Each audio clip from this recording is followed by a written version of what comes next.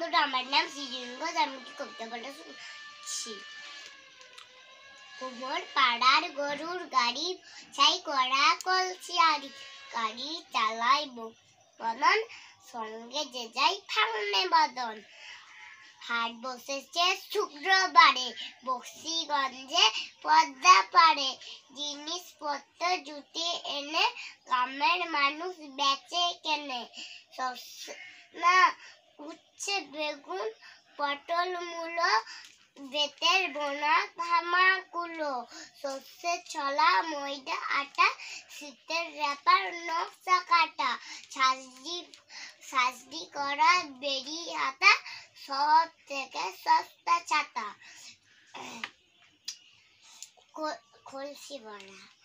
কলসি ভরা এক খুঁড়ে, মাছি যত বেড়া উড়ে।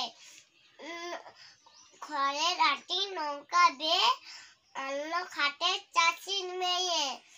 অন্ধখানায় পথের পরে গান শুনিয়ে ভিক্ষে করে, পাড়ার ছেলে সানের খাটে জল ছিটিয়ে সাঁতার কাটে।